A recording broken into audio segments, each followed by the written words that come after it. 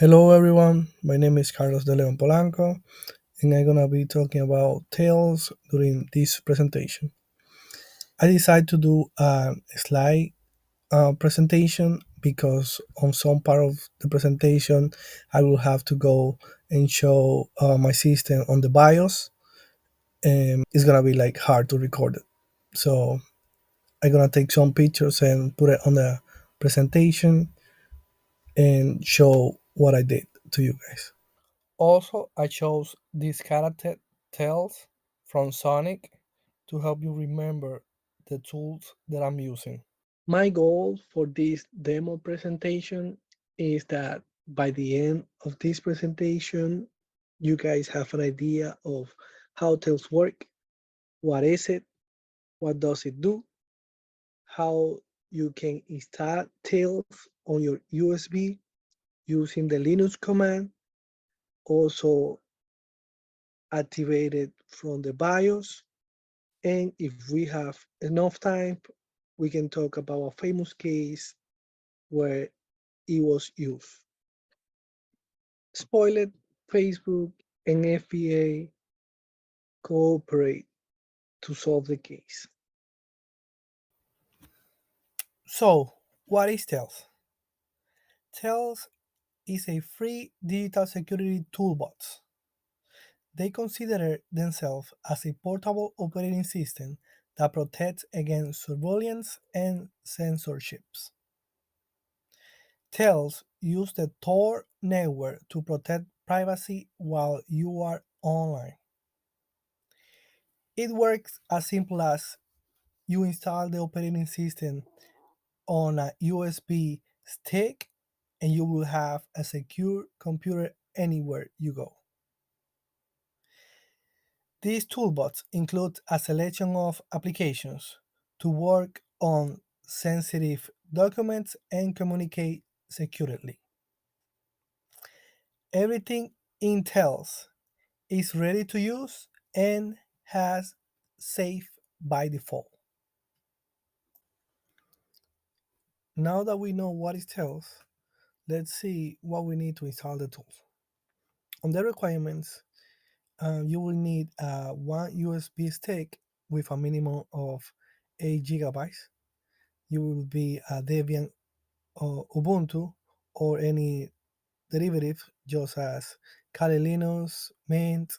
In my case, I'm gonna use the Ubuntu terminal and a computer that you will be using to run all the steps with a minimum of 2 gigabytes of RAM.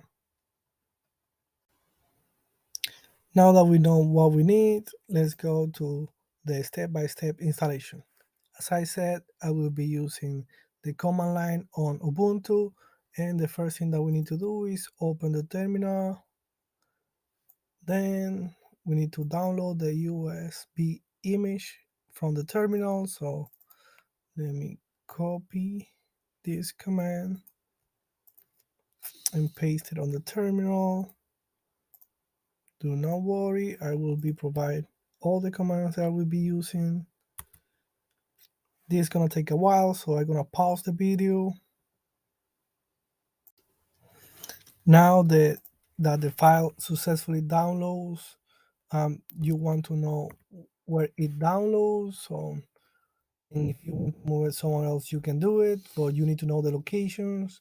In my case, I'm gonna use env to move the file from what it is to the desktop. So I'm gonna do a slash desktop.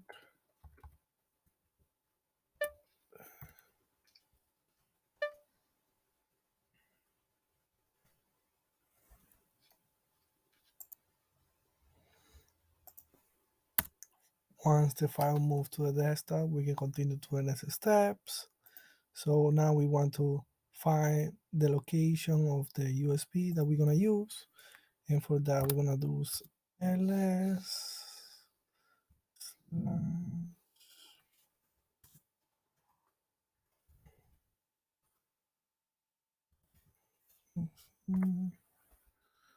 Or this is the location that you want to later gonna use. Now what you want to do is copy the US image that you download to the USB stick. And to do that, you might want to use the sudo command and the dd.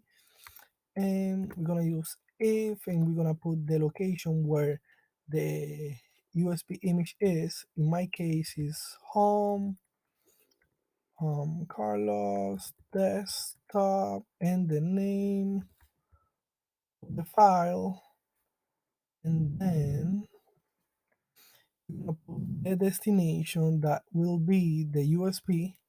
So you're gonna put, we already have it here. That's what we were looking for. D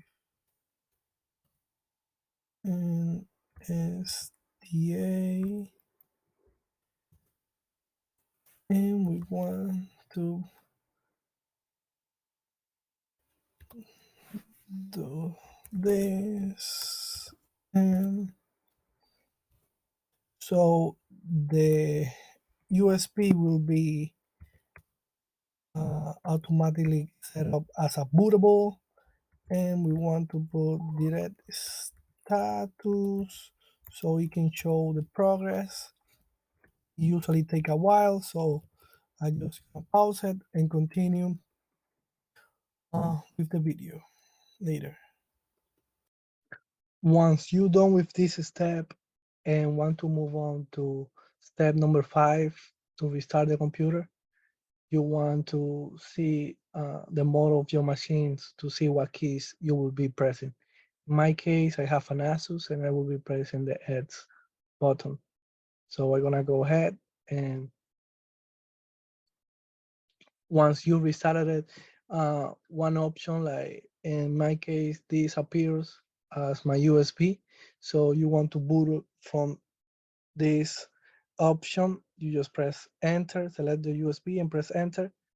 And if that doesn't appear, you will have to sign into your BIOS, and under your boot tab, you want to check the fast boot that is enabled, and under the security tab, the secure boot control is disabled.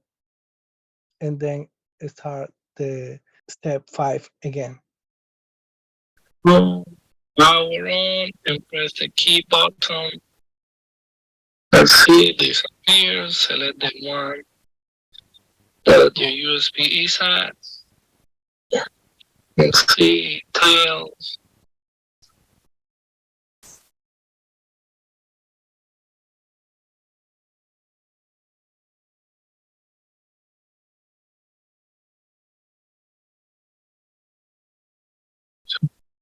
Tail, we select the language that we want to talk to, and we start tails.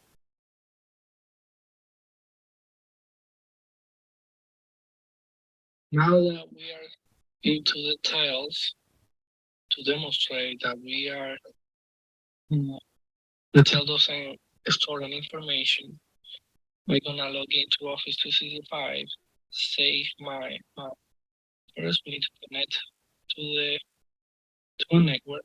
I use my hotspot.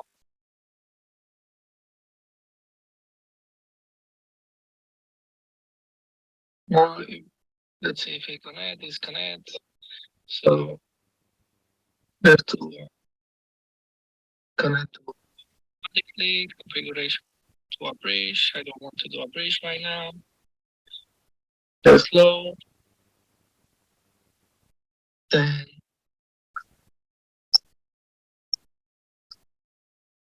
installation. Let's start the browser.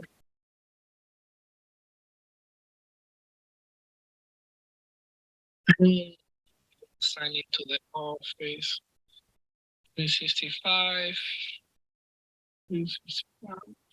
I'm gonna leave my username and password stored, and I'm gonna restart again. Let's see if it stays safe. If it's safe. So I'm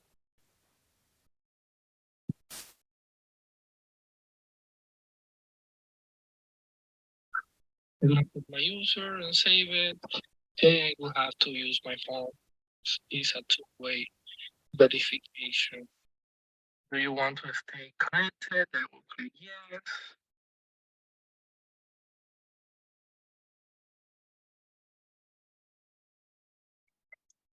And I'm gonna leave it open. And what I'm gonna do, I'm gonna restart Tails.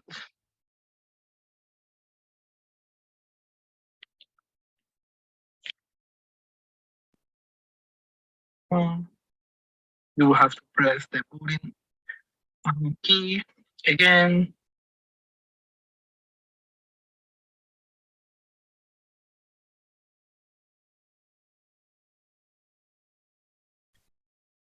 When it's load,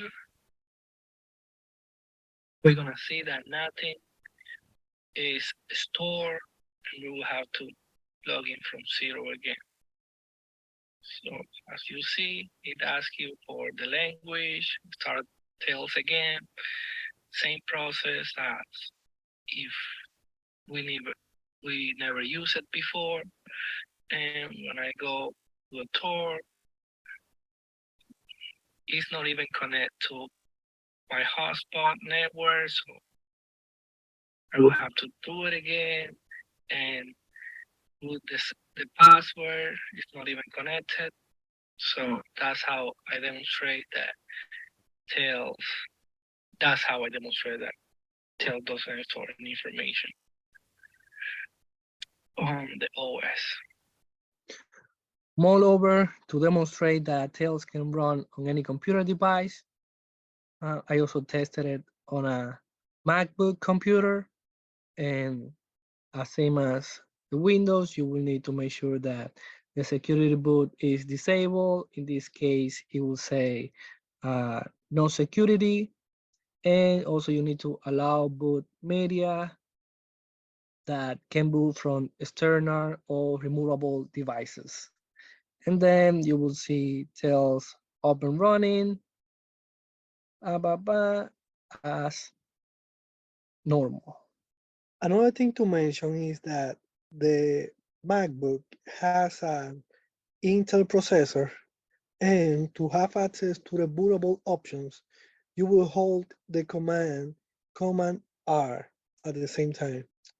This tool is really important because avoid any kind of tracking, does not allow trace on the internet, and avoid online surveillance and censorship. Everything you do disappears automatically when Tails is shut down. And there is a famous case where Tails was used not too long ago, like 2 to 3 years, and it was the first and only time Facebook have ever helped law enforcement hack a target. Foster Hernandez, also known as Brian Kill, engaged in a campaign of harassment and terrorism against young girls for several years, using chat apps, email, and Facebook to store them for nude pictures and videos. He also threatened them with rape and murder, and made graphic threats of mass shooting and bombing of their school if they didn't send him sexual explicit photos and videos. Due to his expertise in hiding his true identity, Facebook went beyond its usual cooperative with law enforcement and helped the FBI develop an exploit to gather evidence against him.